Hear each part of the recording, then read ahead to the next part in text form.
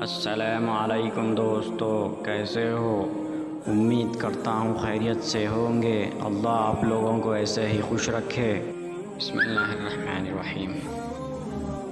ایک دولت مند سوداگر کی بیوی مر گئی تھی۔ تھوڑے عرصے کے بعد وہ خود بھی دمے کے مرض میں مبتلا ہو گیا۔ اس نے اپنی کل جائیداد اپنے بیٹے کے نام کر دی۔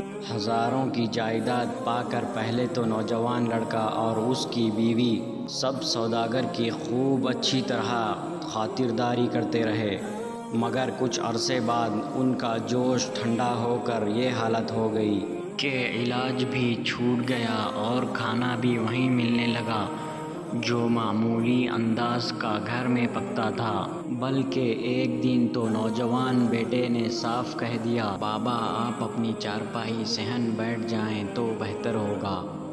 ہر وقت گھستے رہنے سے بچوں میں بیماریاں پھیلنے کا اندیشہ ہے۔ بیمار باپ کو صبر اور شکر کے سوا کوئی چارہ نہ تھا۔ اس نے کہا، مجھے تو عذر نہیں مگر ایک کمبل اوڑھنے کو چاہیے کہ ابھی سردی باقی ہے۔ نوجوان نے اپنے بیٹے سے کہا، گائے کو اوڑھنے والا کمبل لے آؤ۔ لڑکا جلدی سے کمبل اٹھا لایا اور دادا سے کہا کہ آدھا کمبل مجھے واپس دے دو۔ دادا بولے، بیٹا آدھے کمبل سے سردی کیا جائے گی؟ باپ نے بیٹے سے کہا، دادا کو سارا ہی کمبل دے دو۔